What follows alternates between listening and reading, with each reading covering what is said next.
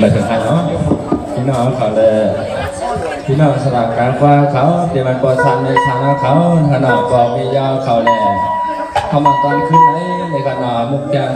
มุกยงตัดสายยังหมายเขาพอมาหัวทางที่ในสลับการว่าอย่างไร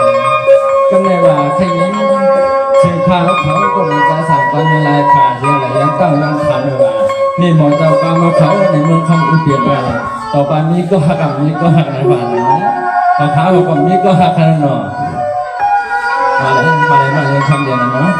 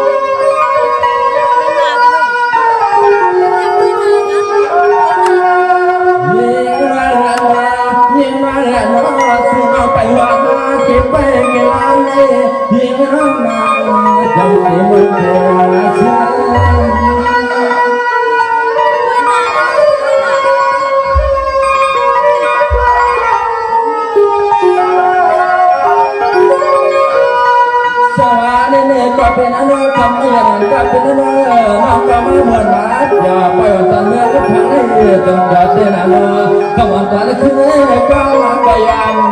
อย่าขาดตัดลงมา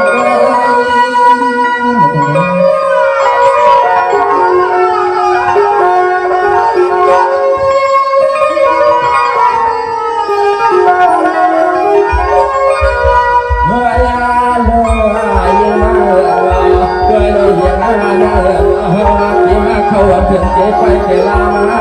โอ้ปีมาได้ยินขอกินน้ำปลาเป็นน้ำลำบาก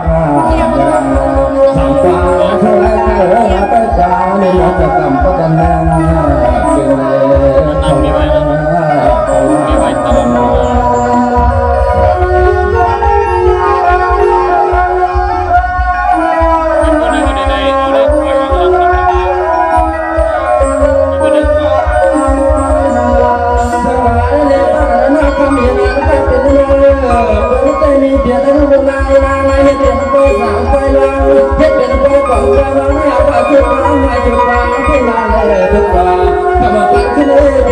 อเป็นเอาก็มันไม่ก่อนได้เก็บไว้การเห็น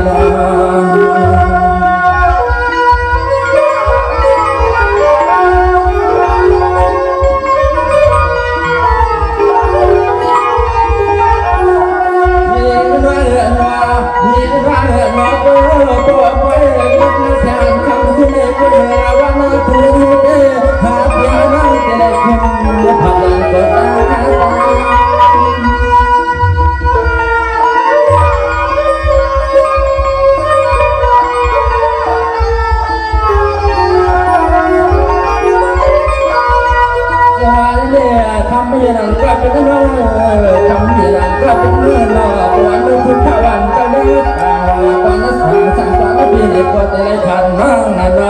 จึงเป็นเสียงบอกกำใจกำเขาน้องขึ้นยกขนาดกาหมายรัก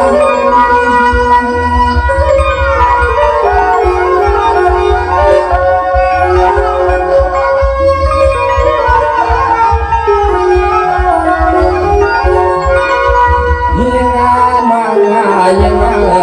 เพื่อนละตาโหยังมาละเคลียร์ละละโหตั้งละตั้งยังมีหมอละกวักถึงเหมือนกินเหาบีกวังสาลายคำไปกวังความเขาเดียไม่ได้บอกเขาไม่ได้ไม่ได้รับเ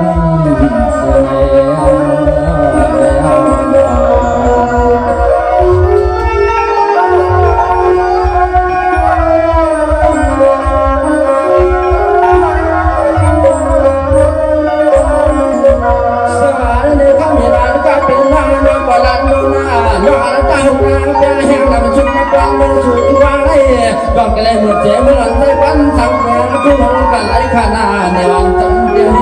ไม่ไหวเหือ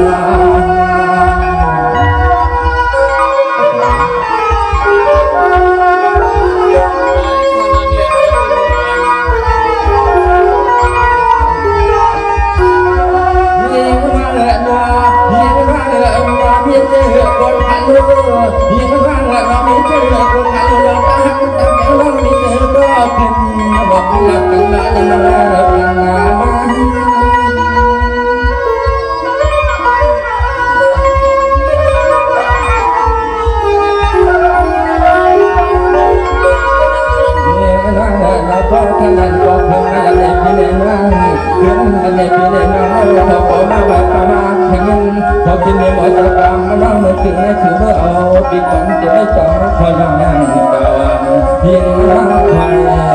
อันบอกกันที่คอยนั่งได้เจ็บบ้างเขาให้โป้ต่อ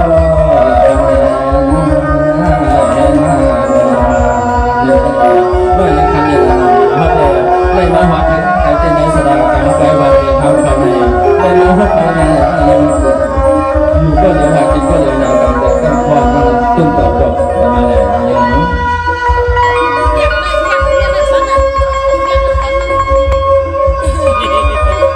โอ้โหเราพิการทางวัน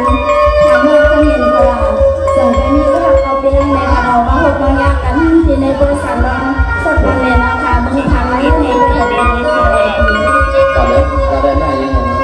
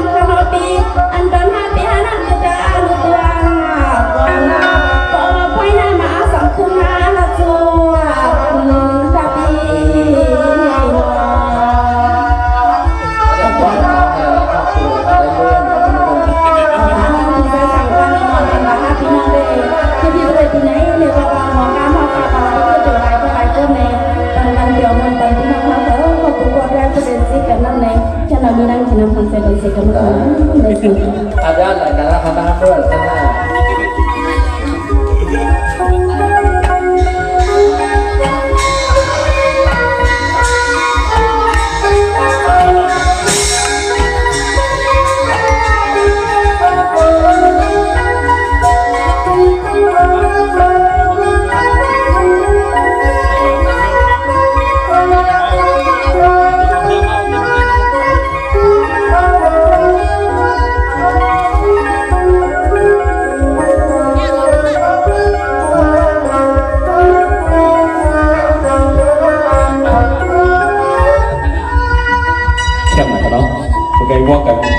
สลายนะไอ้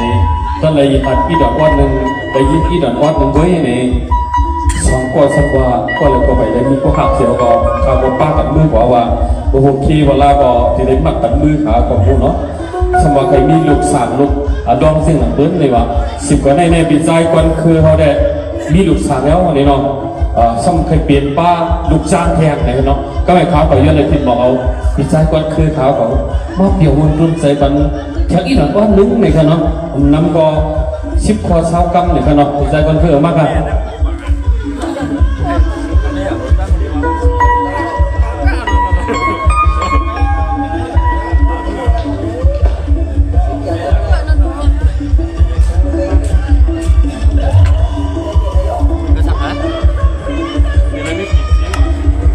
ที่ขนาดน่ะอ๋อเสียงใหญ่ฮะเสียงอ่อนก็มีกันมีเสียงอ่อนเสียงใหญ่เสียงอ่อนนะ